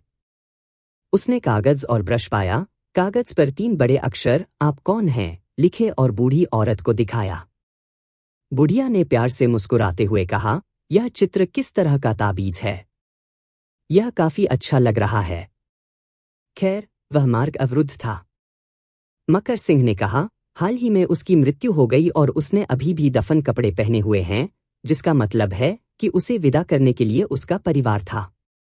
हम किसी को उसकी समानता दिखा सकते हैं और इसे चारों ओर पोस्ट कर सकते हैं, शायद हम उसके रिश्तेदारों को ढूंढ सकते हैं। दूसरों ने सोचा कि यह तरीका संभव है। इस पर चर्चा करने के बाद वे तितर बितर हो गए। राजकुमारी अनपिंग ने अभी भी काव्यायून के बागे के कोने को पकड़ रखा था, जिससे वह पूरी तरह से विकृत हो गया था। उसने धीरे से कहा, मेरे बारे में क्या? काव्यायून ने कहा, घर जाओ। यह भूत द्वेषपूर्ण नहीं है और इसका आपको नुकसान पहुंचाने का कोई इरादा नहीं है। आपके लक्षण केवल यिन्यांग असंतुलन के कारण एक आत्मा के करीब होने के कारण होते हैं। एक बार जब हम उसके जुनून को हल कर लेंगे, तो वह अपने आप चली जाएगी। मैं महल वापस नहीं जा रहा हूं। मैं प्रधानमंत्री आवास पर रहना चाहता हूं। काव्यायूं ने आर्य सुमेधा को स्कैडन फ्रूट के साथ देखा। अपने आप को सूट करें। चूंकि यह राजकुमारी से संबंधित था, इसलिए अधिकारियों ने सहयोग न करने की हिम्मत नहीं की। चित्र जल्दी से पोस्ट किया गया था और एक दिन के भीतर सुराग थे। इस बूढ़ी महिला का उपनाम जकुआओ था, जो इस साल 62 साल की थी, राजधानी में एक साधारण परिवार में पैदा हुई थी और राजधानी में भी शादी कर ली थी। उनके पति एक नाबालिग अधिकारी थे, जिनका उपनाम फू था, जो वर्तमान में जूनियर 9वीं रैंक के सुधारक ऑफ बुक्स का पद संभालते थे, जिन्हें हर कोई स्कॉलर फू कहता था। मैडम जकुआओं के सास ससुर का पहले ही निधन हो चुका था। उसने और स्कॉलर फू ने 2 बेटों और एक बेटी की परवरिश की थी, जिनमें से सभी अब शादीशुदा थे। पोते पोतियों में सबसे बड़ी 16 वर्षीय पोती थी और सबसे छोटा पोता था जो अभी 1 वर्ष का नहीं था। विद्वान फू का वेतन बहुत कम था और उन्हें 2 बेटों का भरण पोषण करना पड़ा, इसलिए हालांकि फू परिवार को एक आधिकारिक घर माना जा सकता था, लेकिन वे काफी शालीनता से रहते थे। मैडम जकुआओं की हमेशा अच्छी प्रतिष्ठा थी और उन्होंने कभी किसी से झगड़ा नहीं किया। चाहे दोस्त, रिश्तेदार या पड़ोसी, किसी के पास उसके बारे में कहने के लिए बुरा शब्द नहीं था। 7 दिन पहले दिल की बीमारी से उसकी मौत हो गई थी। उसकी मृत्युशैया पर उसके सबसे बड़े बेटे ने उसे दफन के कपड़े पहनाए और उसने 7वें घंटे में अपनी आंखें बंद कर लीं, जिससे स्वाभाविक मृत्यु हो गई। फू परिवार योंगान स्ट्रीट पर ईस्ट लेन के पहले घर में, मुख्य सड़क और लेन के प्रवेश द्वार के ठीक बगल में रहता था। काव्यायून ने राजकुमारी अनपिंग से पूछा कि क्या वह 7 दिन पहले उस जगह पर गई थी। राजकुमारी अनपिंग ने एक पल के लिए सोचा और कहा, 7 दिन पहले जनरल वांग की दूसरी बेटी का जन्मदिन था। वह और मैं अच्छे दोस्त हैं, इसलिए मैं उसके साथ जश्न मनाने गया। हमने आधे दिन के लिए उपनगरों में उसके परिवार के आइस लेक विला में खेला। आइस लेक विला से महल तक योंगान स्ट्रीट आवश्यक मार्ग है। मैं दोपहर में महल लौट आया और वास्तव में 7वें घंटे के आसपास ईस्ट लेन से गुजरा। जब आप फू परिवार के घर से गुजरे तो क्या आपने कुछ कहा? राजकुमारी अनपिंग की आंखें चौड़ी हो गईं। क्या आपको संदेह है कि मैं मृतक का अनादर कर रहा था? वह कैसे संभव है? मैं उसे जानता भी नहीं था, यह तो बिल्कुल भी नहीं जानता था कि उनके परिवार में किसी की मृत्यु हो गई थी। रोशिनी को इस व्यक्ति का लहजा वास्तव में कष्टप्रद लगा और उसने चेतावनी दी, अरे, मेरी बड़ी बहन से बात करते समय विनम्र रहें या मैं आपको हर दिन बुरे सपने देखूंगा। राजकुमारी अनपिंग ने आर्य सुमेधा को दयनीय दृष्टि से देखा। भाई आर्य, उसे देखो। आर्य सुमेधा हंस पड़ी। वे केवल मेरे लिए आपको बचाने के लिए तैयार हैं। आप चाहते हैं कि मैं किसे देखूं? अपने उस राजकुमारी रवैये को दूर रखें, यहां कोई भी आपकी स्थिति की परवाह नहीं करता है। काव्यायून ने अपनी ठुड्डी को रगड़ा और कहा, यह बहुत अजीब है।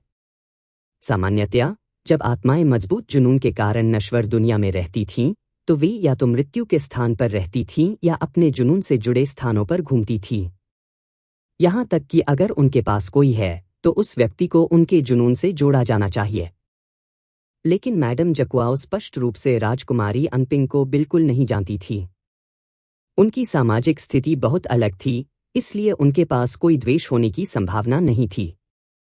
वर्तमान में उसके जुनून और राजकुमारी के बीच कोई स्पष्ट संबंध नहीं था। आर्य सुमेधा ने पूछा, क्या ऐसा हो सकता है कि इस बूढ़ी औरत के नश्वर दुनिया में रहने का जुनून से कोई लेना देना नहीं है और किसी ने उसे जबरन यहाँ रखा? यह असंभव नहीं है, लेकिन उद्देश्य क्या होगा? एक कम सुनने वाली बूढ़ी औरत जो स्वाभाविक रूप से मर गई, उसे ज्यादा नाराजगी नहीं है। इस तरह की आत्मा का उपयोग किस लिए किया जा सकता है? सच है, मजाक के अलावा बहुत अधिक उपयोग नहीं लगता है। क्या यह बदला हो सकता है? नहीं, आधिकारिक जांच में कहा गया है कि इस बूढ़ी महिला की अच्छी प्रतिष्ठा थी और उसने कभी किसी से झगड़ा नहीं किया। रोशिनी ने मैडम जकुआओ के साथ फिर से संवाद करने की कोशिश की। उसने जोर से पूछा, दादी, तुम्हारा जुनून क्या है? मैडम जकुआओ ने प्यार से मुस्कुराते हुए कहा, अभ्यास। हाँ, मुझे और अधिक अभ्यास करने की जरूरत है। मैं लंबे समय से गुप्त रूप से अभ्यास कर रहा हूं। इस तरह उसने अपना हाथ उठाया जैसे कि कुछ लहरा रही हो। नहीं, मैं आपके जुनून के बारे में पूछ रहा हूं सायन। उबले हुए बंस को भरने की जरूरत है? मुझे भरना पसंद नहीं है, मुझे त्वचा पसंद है। रोशनी के कंधे झुक गए। भूल जाओ, तुम्हारी सुनने की क्षमता अच्छी नहीं है। मैं किसके लिए इतनी मेहनत कर रहा हूं? कौन कहता है कि मेरी सुनने की क्षमता अच्छी नहीं है? मेरी सुनवाई पूरी तरह से ठीक है। खैर, उसने उस वाक्य को स्पष्ट रूप से सुना। मकर सिंह ने सिर हिलाया और कहा, आइए मृत्यु से पहले उसके जीवन की जांच करके शुरू करें। पारिवारिक अपमान। वह दिन मैडम जकुआओ की मृत्यु के बाद 7वां दिन था। राजधानी के आसपास के रीति रिवाजों के अनुसार मृत्यु के 7वें दिन लोग मृतक के लिए एक स्पिरिट मील तैयार करते थे और परिवार उन रिश्तेदारों के मनोरंजन के लिए एक भोज भी आयोजित करता था जो उनके सम्मान का भुगतान करने आते थे। फू परिवार ने पहले ही पूरी कहानी जान ली थी और सभी काव्यायून और उसके समूह के आगमन का इंतजार कर रहे थे। पड़ोसियों को भी स्थिति की भनक लग गई थी और साहसी लोग उत्साह देखने के लिए फू हाउस की ओर भागे। फू परिवार उन्हें भगा नहीं सका। सम्मान देने आए पड़ोसियों और रिश्तेदारों के साथ छोटा आंगन हर किसी को पकड़ नहीं सकता था और लोगों की भीड़ अभी भी दीवार के बाहर सड़क पर बातें कर रही थी। फू परिवार की महिलाएं बच्चों के साथ रसोई में व्यस्त थीं, जबकि मैडम जकुआओ के पति स्कॉलर फू और उनके बेटों फू दलांग और फू प्रतापवीर ने काव्यायून और अन्य लोगों को एक साथ प्राप्त किया। ये 3 आदमी, जो अभी भी शोक के कपड़े पहने हुए थे, सम्मानपूर्वक अपनी पीठ झुका रहे थे और उन्हें अपने परिवार के आंगन में ले गए। जिसकी बात करें तो राजकुमारी अनपिंग भी काफी परेशान हो रही थी। वह स्पष्ट रूप से डर गई थी, फिर भी उत्सुक होने का विरोध नहीं कर सकती थी। अंत में उसने अभी भी काव्या यून से अपनी यिन्यांग आंखें फिर से खोलने की भीख मांगी, यह सोचकर कि अमर युवती निश्चित रूप से भूत को उसे नुकसान पहुंचाते हुए नहीं देखेगी। इसलिए वह अपनी पीठ पर भूत के साथ फू परिवार के आंगन में दाखिल हुई। आंगन में प्रवेश करने पर और इतने सारे लोगों को उसे घूरते हुए देखकर राजकुमारी अनपिंग बहुत अप्रसन्न हो गई और उसने अपनी जेड उंगली से इशारा किया, उन सभी को बाहर निकालो। गार्डों ने सभी को भगा दिया और आंगन अचानक शांत हो गया। विद्वान फू ने अपनी कमर और भी नीचे झुका ली। काव्या यून ने मैडम जकुआओ के इन 3 सबसे करीबी रिश्तेदारों का मोटे तौर पर आकलन किया। विद्वान फू सबसे छोटा था, जिसका चेहरा उदास था और उसकी अभिव्यक्ति थकी हुई थी। फू दलांग की त्वचा गहरी और मजबूत कदकाठी थी, जो अधिक स्थिर दिखाई दे रही थी। फू प्रताप वीर कुछ सुंदरता के साथ पीला और पतला था और उसकी आंखें इधर उधर घूमती थीं, कभी कभी समृद्ध कपड़े पहने राजकुमारी अनपिंग को देखती थीं। काव्या यून ने पूछा, क्या कोई बेटी भी नहीं थी? क्या वह आज नहीं आई? विद्वान फू ने जल्दी से कहा, वह आई। मेरी बेटी के साथ एक शिशु है और क्योंकि वह दुअक से उबर गई थी, वह बीमार पड़ गई। मेरा गुणी दामाद उसकी देखभाल कर रहा है, इसलिए वे आपका स्वागत करने के लिए बाहर नहीं आए। क्या यह विशिष्ट अतिथि उसे देखना चाहेगा? काव्या यून ने अपना हाथ लहराया और कहा, अभी के लिए जरूरी नहीं है। क्या आप तैयार हैं? पुन, तैयार। उसने पिता और 3 बेटों के लिए यिन्यांग आंखें खोली। हालांकि वे मानसिक रूप से तैयार थे, जब उन्होंने राजकुमारी अनपिंग की पीठ पर मैडम जकुआओ को देखा तो वे तुरंत रोने लगे। आंसू गीले हो गए विद्वान फू के उदास चेहरे के रूप में वह विलाप कर रहा था। मेरी पत्नी, मेरी सदाचारी और नैतिक पत्नी, आप मुझे और बच्चों को छोड़ने के लिए अनिच्छुक होंगे, इसलिए आप हमें देखने के लिए जल्दी से वापस चले गए। काश मैं आपकी जगह मर पाता। राजकुमारी अनपिंग की पीठ के बल लेटी मैडम जकुआओ ने अपने रोते हुए परिवार को असमंजस में देखा। आप सभी के साथ क्या गलत है? क्या सम्राट का निधन हो गया है? राजकुमारी अनपिंग ने गुस्से में कहा, तुम्हारे पिता ही मरे हैं। हाँ, मेरे पिता की मृत्यु बहुत पहले हो गई थी। इस बार उसने फिर से स्पष्ट रूप से सुना। राजकुमारी अनपिंग ने अवाक होकर अपना मुंह खोला। सभी ने धीरे धीरे फू परिवार के पिता और पुत्रों को सांत्वना दी, उन्हें अपने पैरों पर खड़ा होने में मदद की। रोशनी ने कहा, मृतक का निधन हो गया है, कृपया हमारी संवेदना स्वीकार करें। क्या आप पहले सोच सकते हैं कि इस बूढ़ी औरत का जीवन में जुनून क्या था? उसके जुनून को जल्दी हल करने में उसकी मदद करें ताकि वह शांति से विदा हो सके। मुझे पता है कि जुनून क्या है, विद्वान फू ने अपनी आस्तीन से अपने आंसू पोंछे और कहा, मैं अपनी पत्नी को सबसे ज्यादा समझता हूं। ओह, फिर हमें बताओ। इससे पहले कि विद्वान फू जवाब दे पाता, वह पहले देखने के लिए मुड़ा और आंगन का गेट बंद देखकर चुपके से राहत की सांस ली।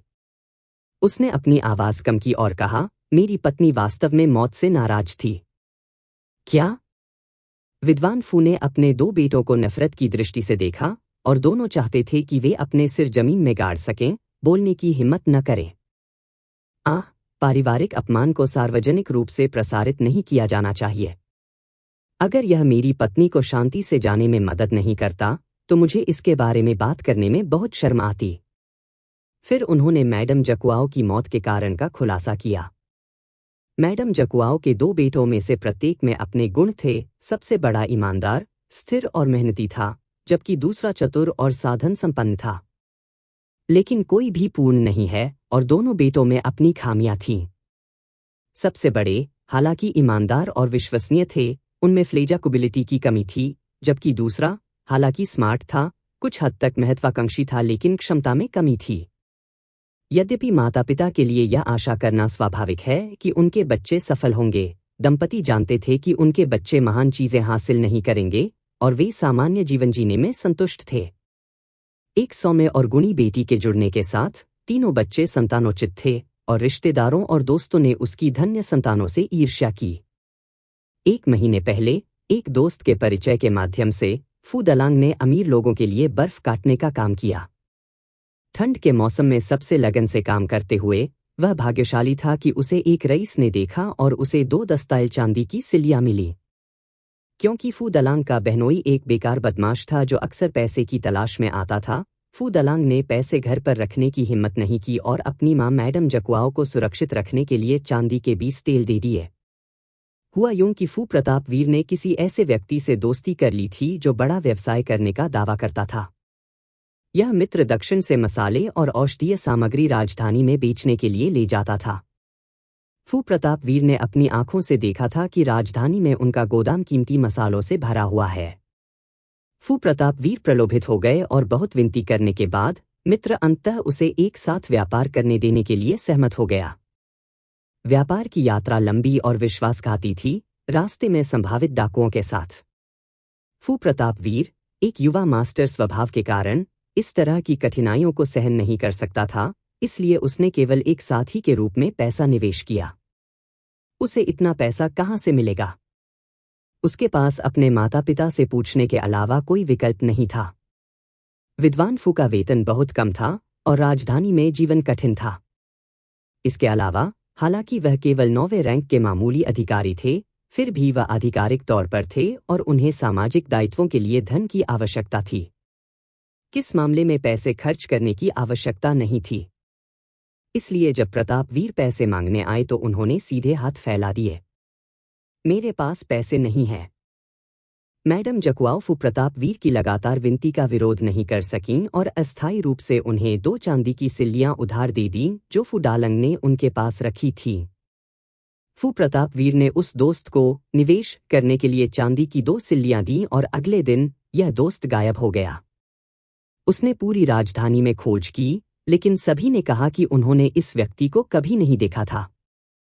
स्वाभाविक रूप से माना जाता है कि मसालों से भरा गोदाम भी इस व्यक्ति का नहीं था। तभी फू प्रताप वीर को एहसास हुआ कि उन्हें धोखा दिया गया है। जब फू डालंग को इस बात का पता चला तो उसने फू प्रताप वीर को उनकी मां के सामने पीट दिया। मैडम जकुआओ को दिल का दौरा पड़ा, उसकी आंखें पीछे की ओर मुड़ गईं और बेहोश हो गईं। वह उस बेहोशी से कभी नहीं उठी। स्कॉलर फू के बोलने के बाद 2 फू बेटे पहले से ही रो रहे थे और जमीन पर घुटने टेक रहे थे। अनफिलियल बेटा चिल्लाते हुए खुद को पीट रहे थे। काव्या यून ने आह भरी और कहा, अब जब हम इसका कारण जानते हैं तो इसे संभालना आसान हो गया है।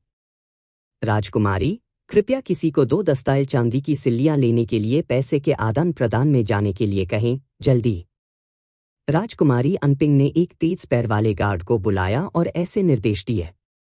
इसके तुरंत बाद गार्ड कपड़े का थैला लेकर दौड़ता हुआ वापस आया। बैग खोलने पर चमकदार सफेद बर्फ के टुकड़े चांदी की 2 सिल्लियां दिखाई दी। काव्या यून ने फू प्रताप वीर को मैडम जकुआओ के सामने बर्फ के टुकड़े की चांदी पकड़ने के लिए कहा और जोर से उसे बताया कि पैसे बरामद हो गए हैं। इसे कई बार कहें, एक बार ऐसा होगा जब वह इसे सुनेगी। फू प्रताप वीर ने जैसा कहा वैसा ही किया, उसके चेहरे से आंसू बह रहे थे। मैडम जकुआओ ने चांदी को घूर कर देखा और अचानक कहा, ये मेरी 2 चांदी की सिल्लियां नहीं है। ये दोनों बहुत अच्छी गुणवत्ता के हैं। रोशनी ने अपने माथे को ढक लिया। यह बूढ़ी औरत। वह स्पष्ट नहीं है कि उसे कब समझना चाहिए और यह भी स्पष्ट है कि उसे कब भ्रमित होना चाहिए। मैडम जकुआओ ने कहा, ओह प्रिय, मैं आप सभी को समझाना चाहता था, लेकिन जब भी मुझे अजाकुस होता है तो मैं सो जाता हूं। दलंग, मैंने प्रताप वीर को जो दिया वह आपकी 2 सिल्लियां नहीं थीं। आपकी चांदी मेरे द्वारा सुरक्षित रूप से रखी गई है, मेरे बिस्तर के पास काले लाख कैबिनेट के नीचे छोटे छिपे हुए डिब्बे में। फू दलांग दंग रह गया। मैंने प्रताप वीर को जो पैसा दिया वह पैसा था जो मैंने अपना ताबूत खरीदने के लिए बचाया था। जब माँ जीवित थी तो उसने कभी सौभाग्य का आनंद नहीं लिया, इसलिए वह हमेशा प्रस्थान करते समय कुछ गरिमा की आशा करती थी। यह पैसा वही था जो मैंने इन दशकों में थोड़ा थोड़ा करके बचाया था। मूल रूप से यह सब ढीला परिवर्तन था, लेकिन आपकी 2 खूबसूरत सिल्लियों को देखकर मैं अपने ढीले बदलाव को पिघलने और सिल्लियों में डालने के लिए चांदी की दुकान में ले गया। क्या संयोग है, यह ठीक 2 दस्ताल सिल्लियां भी थीं। बस घटिया गुणवत्ता का। दलांग, मुझे पता है कि आप वास्तव में चांदी की परवाह नहीं करते हैं। आपको बस इतना लगा कि मां ने प्रताप वीर का पक्ष लिया और अपने दिल में नाराजगी निकालने का बहाना ढूंढ लिया। लेकिन दलंग प्रतापवीर अस्थिर और अविश्वसनीय है। माँ को बस डर था कि वह अच्छी तरह से नहीं रहेगा।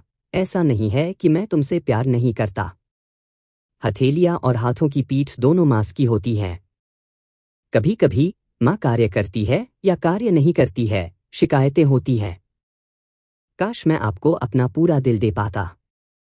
TL एक मुहावरे का अर्थ है कि सभी बच्चे समान रूप से कीमती हैं, जैसे हाथ के दोनों किनारे मांस हैं। फू दलांग पहले से ही अनियंत्रित रूप से रो रहा था। माँ, मैं गलत था, मैं गलत था। फू प्रतापवीर रोया और सिर हिलाया।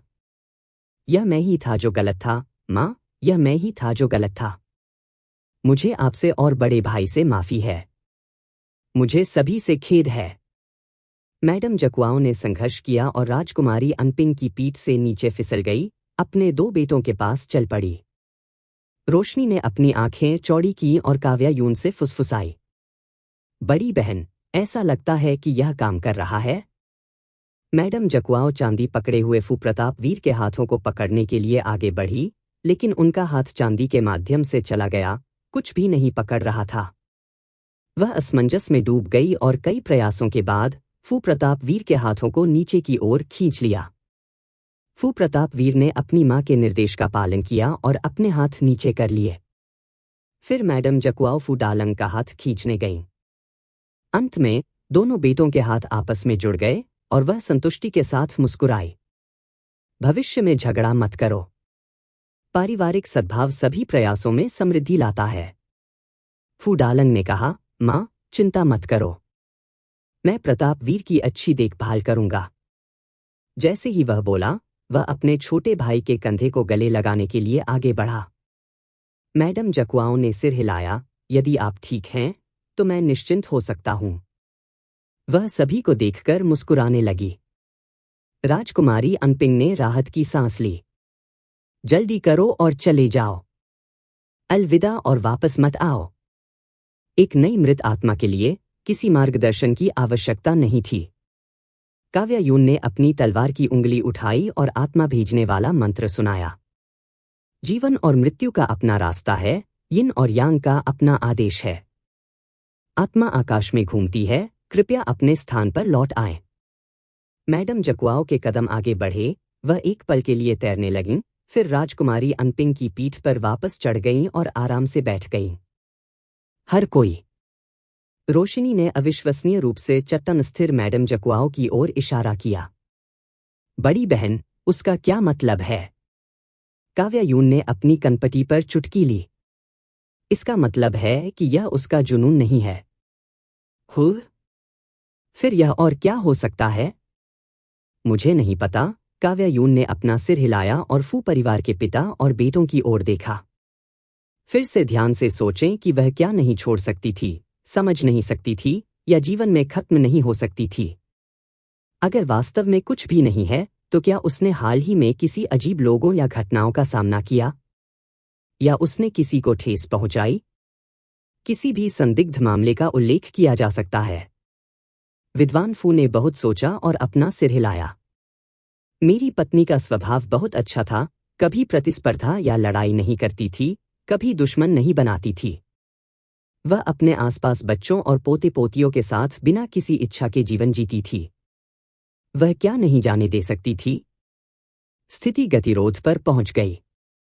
हतप्रभ पिता और 3 बेटों को देखते हुए काव्या यून ने कहा, मैं आपकी बेटी को देखना चाहता हूं। आह, बहुत अच्छा। विद्वान फू काव्या यून को एक कमरे में ले गया और धीरे से दस्तक दी। झेनियांग, एक विशिष्ट अतिथि आपसे मिलना चाहता है। अंदर से एक कमजोर आवाज ने उत्तर दिया, पिताजी, उसे अंदर आने दो। काव्या यून ने धक्का देकर दरवाजा खोला और कमरे में प्रवेश किया। एक ईमानदार दिखने वाले आदमी को बिस्तर के पास बैठे देखा, जो एक महिला को बैठने में मदद कर रहा था। महिला विरल बालों और लाल आंखों के साथ पीली थी। उसने स्पष्ट रूप से इस मामले के बारे में पहले ही सुना था। काव्या यून को देखकर उसने पूछा, मेरी मां को क्या हुआ?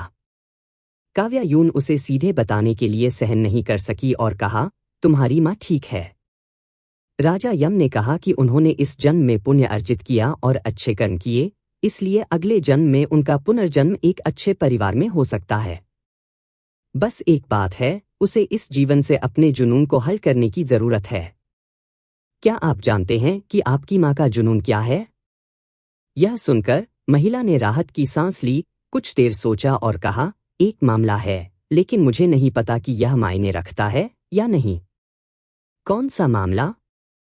महिला शर्मा गई और अपना सिर नीचे कर लिया। इस मामले में मेरे माता पिता शामिल हैं और उनके बच्चे के रूप में माता पिता के मामलों के बारे में बात करना उचित नहीं है।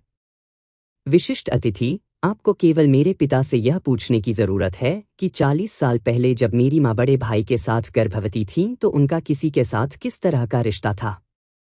काव्यायु ने सिर हिलाया, अपनी छाती से एक बैंक नोट निकाला और उसे महिला के हाथ में रख दिया। यह वही है जो तुम्हारी माँ ने मुझे तुम्हें देने के लिए सौंपा है। अपने शरीर को पोषण देने के लिए इसका इस्तेमाल करें। कमरे से बाहर निकलते हुए काव्यायु ने धीरे से दरवाजा बंद कर दिया, फिर अपनी अभिव्यक्ति को काला कर दिया और आंगन में लौट आई। कठोर चेहरे के साथ उसने स्कॉलर फू से सवाल किया, 40 साल पहले जब आपकी पत्नी गर्भवती थी तो आपका किसी के साथ किस तरह का रिश्ता था? स्कॉलर फू का बूढ़ा चेहरा लाल हो गया क्योंकि उसने शिकायत की, यह कई साल पहले की बात है। मैं और मेरी पत्नी हमेशा सामंजस्यपूर्ण रहे हैं। झिनयांग ने इसे क्यों उठाया? रोशिनी ने कहा, बेहतर होगा कि हम इसे सामने लाएं। चूंकि आप सामंजस्यपूर्ण रहे हैं, आप निश्चित रूप से अपनी पत्नी की आत्मा को बेचैन नहीं देखना चाहते हैं। विद्वान फू ने घुट गया और धीरे से कहा, मुझे यह कहते हुए शर्म आ रही है, जब मैं युवा और अज्ञानी था तो मेरी एक ओपेरा अभिनेत्री के साथ कुछ भागीदारी थी। हालांकि उसने शर्मिंदा होने की बात कही, लेकिन उसके चेहरे पर कोई शर्म नहीं थी। पुरुषों की दुनिया में रोमांस को कभी भी शर्म की आवश्यकता नहीं होती है। काव्यायु ने भौहें चढ़ा दी और पूछा, बाद में क्या हुआ? जब मेरी पत्नी को इसके बारे में पता चला तो उसने उस अभिनेत्री को हमारे घर में लाने का फैसला किया। 2 साल बाद अभिनेत्री मुख्य पत्नी के साथ नहीं मिल सकी और चली गई।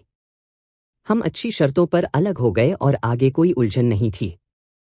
उसके बाद मैंने और मेरी पत्नी ने सद्भाव में गाया और दशकों तक एक दूसरे के साथ सम्मान के साथ व्यवहार किया, फिर कभी झगड़ा नहीं किया।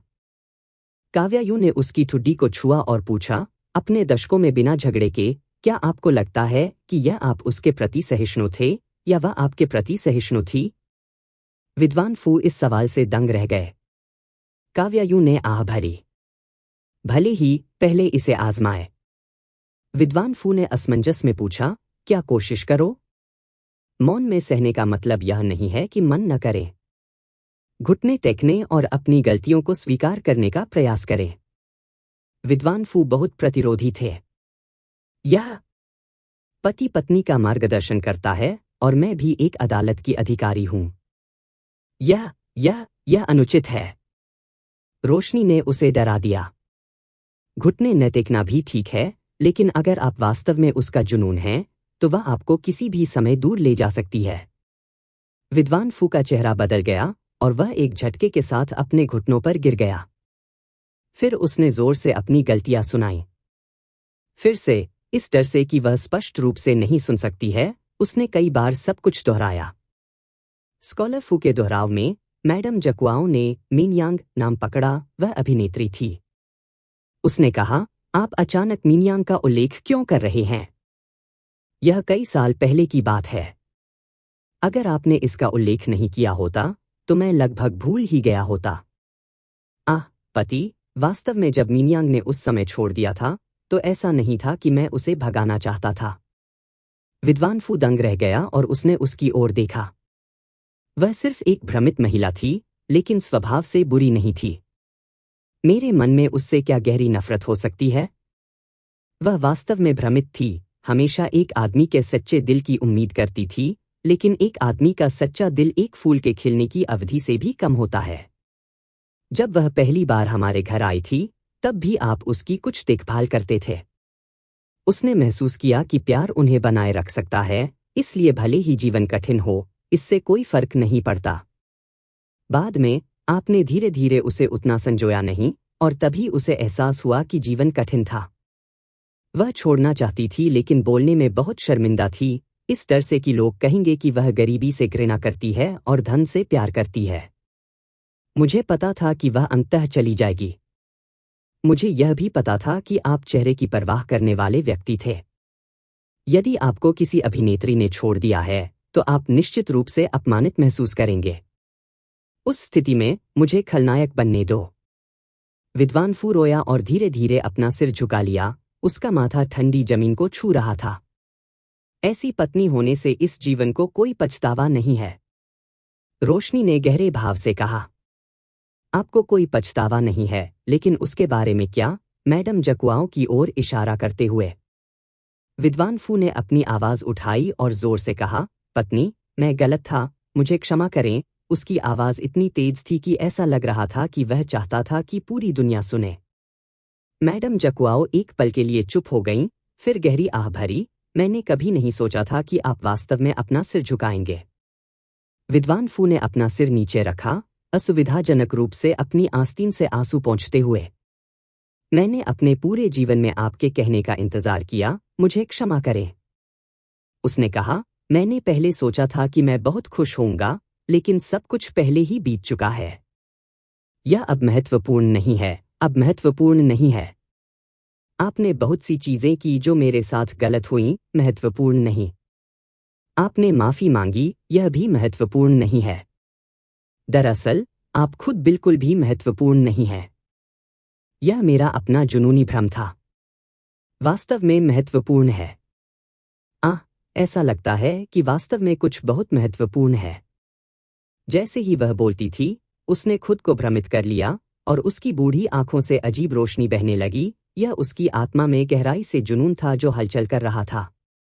काव्या यून का दिल थोड़ा ऊपर उठ गया क्योंकि उसने अपनी आंखों में रोशनी को खिलते हुए देखा और फिर फीका पड़ गया। फिर भी वह राजकुमारी अनपिंग की पीठ पर स्थिर पड़ी थी। काव्या यून ने असहाय रूप से अपने माथे को सहारा दिया। अभी भी काम नहीं कर रहा है। राजकुमारी अनपिंग ने गुस्से में अपने पैर पटक दिए। तुम बूढ़ी औरत, जल्दी करो और हमें बताओ कि तुम्हारा जुनून क्या है। अचानक गेट से एक आवाज आई। मुझे पता है कि उसका जुनून क्या है। सभी ने ध्वनि की ओर देखा और देखा कि पहले से बंद आंगन के गेट को किसी तरह धक्का देकर खोला गया था, जिसमें काफी लोग बाहर खड़े थे, जिन्होंने उत्साह को देखकर अपना पेट भर लिया था। भीड़ में सबसे आगे चांदी के बालों वाली एक बूढ़ी औरत थी। बुढ़िया ने दोहराया, मुझे पता है कि मेरी बहन का जुनून क्या है। बकवास। बोलने वाली बुजुर्ग महिला मैडम जकुआओं से 5 भागों से मिलती जुलती थी। जब वह आंगन में दाखिल हुई तो वह दरवाजा बंद करने के लिए मुड़ी, फिर काव्यायूं की ओर विनती से देखा। क्या मैं उसे देख सकता हूं? काव्यायूं ने सिर हिलाया, हाँ। यह पता चला कि यह बुजुर्ग महिला मैडम जकुआओं की जैविक बड़ी बहन थी। मैडम जकुआओं का एक बड़ा भाई, एक बड़ी बहन और एक छोटा भाई था। परिवार में दूसरी बेटी के रूप में वह स्वभाव में कोमल और ईमानदार थी, अपने माता पिता के लिए बहुत संतानवादी थी और अपने हाथों और पैरों के साथ मेहनती थी, हालांकि कुछ हद तक शांत और आरक्षित थी। बड़ी बहन जकुआओं ने अपनी छोटी बहन की आत्मा को देखा, उसके चेहरे पर आंसू बह रहे थे और वह बड़बड़ाई। मेरी छोटी बहन निशा बचपन से ही अच्छा व्यवहार करती थी और नियमों का पालन करती थी। सबसे अपमानजनक काम जो उसने कभी किया वह लालटेन महोत्सव के दौरान था जब वह 16 साल की थी। लालटेन देखते हुए उसने अपनी कढ़ाई वाली थैली एक सुंदर युवा सज्जन के पास फेंक दी। यह युवक एक कुलीन परिवार से था और वे सामाजिक स्थिति से मेल नहीं खाते थे, इसलिए स्वाभाविक रूप से उनके बीच कोई नियति नहीं थी। वास्तव में निशा के उसके साथ केवल 2 बार मुठभेड़ हुई थी। पहला उस वर्ष के लालटेन महोत्सव के दौरान फिनिक्स फूल लालटेन के नीचे ल्यूकुई नदी पर पुल पर था। उस शाम मैं उसके साथ लालटेन देखने गया और मैंने अपनी आंखों से देखा कि कैसे उसका चेहरा लाल लालटेन से भी लाल हो गया। सभी ने और अधिक के लिए दबाव डाला। दूसरी मुठभेड़ के बारे में क्या? दूसरी मुलाकात उस दिन हुई जिस दिन उसने शादी की थी, 2 साल बाद। पिछले वर्षों के उस युवा सज्जन ने आश्चर्यजनक रूप से तीसरे स्थान के विद्वान का पद हासिल किया था, जिसने घोड़े की पीठ पर सड़कों पर परेड करते हुए अपनी छाती पर लाल फूल पहने हुए थे। निशा अपनी दुल्हन की सेडान कुर्सी पर बैठी थी और जब सेडान की कुर्सी उसके सर पर दौड़ते हुए सफेद घोड़े को पार कर गई तो निशा ने सेडान का पर्दा उठाया और एक बार उसकी ओर देखा। युवक वसंत ऋतु में सफलता से लाल हो गया, क्षितिज के करीब अभी तक दूर था। हमारे जीवन के अधिकांश सांसारिक हैं, मोटे बजरी या कपड़े की दुकान में सबसे अगोचर ग्रे कपड़े की तरह। फिर भी हमेशा एक या दो लोग होते हैं जो हमारे ग्रे और नीरस जीवन में शानदार रंग छोड़ते हैं, हमारे एजाकुस्टेंस में सबसे चमकीले स्थान पर मजबूती से कब्जा कर लेते हैं। शायद वे जहां भी हों, वह जगह उज्जवल हो जाती है। मेरा मानना है कि मेरी छोटी बहन उस युवा सज्जन के बारे में सोच रही होगी, यही वजह है कि वह छोड़ने के लिए अनिच्छुक थी। यह सुनकर कि उसकी पत्नी लगातार किसी अन्य आदमी के बारे में सोच रही थी, स्कॉलर फू का बूढ़ा चेहरा एक पल के लिए भी अपना संयम बनाए नहीं रख सका। काव्या यू ने पूछा, आपने किस वर्ष शादी की? विद्वान फू ने उत्तर दिया, यह क्यूआन के 14वें वर्ष में था। क्यूआन के 14वें वर्ष में तीसरे स्थान का विद्वान कौन था? यह मुझे फिलहाल याद नहीं है, लेकिन सभी शाही परीक्षाओं के रिकॉर्ड संस्कार मंत्रालय में रखे जाते हैं। हम एक साधारण पूछताछ से पता लगा सकते हैं। काव्या यू ने सिर हिलाया। बहुत अच्छा, आइए हम संस्कार मंत्रालय की यात्रा करें। इस समय आर्य सुमेधा ने अचानक कहा, जाने की कोई जरूरत नहीं है। काव्या यून ने उसकी ओर देखा और उसकी अजीब अभिव्यक्ति पर ध्यान दिया। आर्य, क्या आप जानते हैं कि उस वर्ष तीसरे स्थान का विद्वान कौन था? बेशक मुझे पता है। यह मेरे पिता थे। जब काव्या यून के समूह ने राजकुमारी अनपिंग को प्रधानमंत्री चेंग के सामने लाया और अपने उद्देश्य के बारे में बताया, तो प्रधानमंत्री चेंग ने जोर से कोसने से बचने के लिए 60 साल की संचित खेती का इस्तेमाल किया। यह कैसी बात थी? उनके बेटे को तत्वमीमांसा और रहस्यवाद पर चर्चा करना पसंद था, उन्होंने इसे कुछ समय के लिए सहन किया। हर किसी के शौक थे और यह खाने, पीने, वेश्या और जुए से बेहतर था, है ना? उनके बेटे ने दाववादी दोस्तों से दोस्ती की, स्वाभाविक रूप से उन्होंने इसे भी सहन किया। वह अभी भी अपने बेटे के फैसले पर भरोसा करता था, निश्चित रूप से वह किसी भी नीच बदमाश के साथ नहीं जुड़ेगा। एक पिता के रूप में वह अपना हाथ बहुत दूर तक नहीं बढ़ाना चाहता था और अपने बेटे की दोस्ती में हस्तक्षेप नहीं करना चाहता था। लेकिन अब दोस्तों का यह समूह उसे यह बताने आया था कि एक महिला भूत 40 वर्षों से अधिक समय से उसके बारे में जुनूनी सोच रही थी और अब राजकुमारी अनपिंग के शरीर पर कब्जा कर लिया था, उसे एक बार देखना चाहती थी। यहां तक कि बकवास की भी सीमा होनी चाहिए। प्रधानमंत्री चेंग को अंततः एहसास हुआ कि उनका अच्छा बेटा उनके सामने केवल वाक्पटु था। बाहरी लोगों का सामना करते समय वह इतना मूर्ख था कि निष्पक्ष मौसम के दोस्तों के इस समूह द्वारा पूरी तरह से धोखा खा गया था। यदि ये निष्पक्ष मौसम के दोस्त केवल उसे कुछ पैसे से ठग रहे थे, तो यह अभी भी प्रबंधनीय होगा, लेकिन उसे डर था कि वे इस बकवास को जारी रखेंगे और अपने विद्रोही बेटे की भविष्य की संभावनाओं को बर्बाद कर देंगे। हेलन किंग की मौत के मामले में न्याय मंत्रालय की जांच में अभी भी कोई सुराग नहीं मिला था और अब उन्होंने राजकुमारी अनपिंग को धोखा दिया था। अगर उन्होंने आज राजकुमारी को धोखा देने की हिम्मत की, तो वे कल महामहिम को धोखा देने की हिम्मत करेंगे। प्रधानमंत्री चेंग ने तेजी से अपनी दाढ़ी सहलाया, यह सोचकर कि यह जारी नहीं रह सकता। चाहे वह किसी भी तरीके का इस्तेमाल करे, उसे इन धोखेबाजों को अपने विद्रोही बेटे से दूर भगाना चाहिए। यदि वह वास्तव में उन्हें दूर नहीं भगा सकता है, तो उसे उन्हें इस दुनिया से गायब करना होगा। प्रधानमंत्री चेंग ने कई बार गहरी सांस ली, अपने दिल में गुस्से को शांत करते हुए थोड़ा मुस्कुराया और कहा, अगर वास्तव में कोई महिला भूत है, तो उसे खुद मुझे खोजने दो। इस भव्य यात्रा के साथ महामहिम राजकुमारी को परेशान न करें। कृपया वापस लौटें, सभी। कोई मेहमानों को बाहर देखो।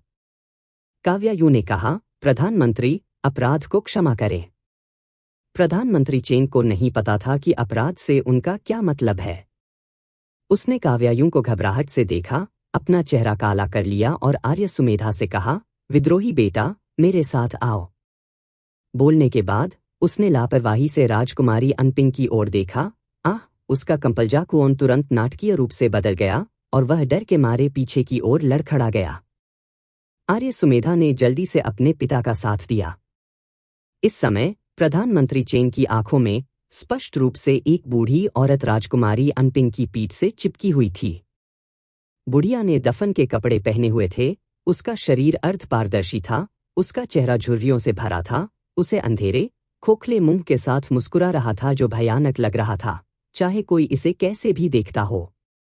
प्रधानमंत्री चेंग इतने चौंक गए कि उनके माथे पर ठंडा पसीना आ गया। मैडम जकुआओ की ओर इशारा करते हुए कांपती उंगलियों के साथ उन्होंने कहा, क्या यह किस तरह का जादू टोना है? आर्य सुमेधा ने कहा, पिताजी, आप इसे अभी देखते हैं, है ना? हम किसी को धोखा नहीं दे रहे थे। बस इस बूढ़ी दादी से बात करो। वह 40 साल से अधिक समय से आपके बारे में सोच रही है। बकवास। तुम नहीं बोलेंगे? फिर मैं मां को ढूंढकर तुम्हें मनाने जाऊंगा। विद्रोही बेटा। राजकुमारी अनपिंग प्रधानमंत्री चेंग के सामने चली गई और विनती की, अंकल प्रधानमंत्री, कृपया मेरी मदद करें और उन्हें दूर ले जाएं।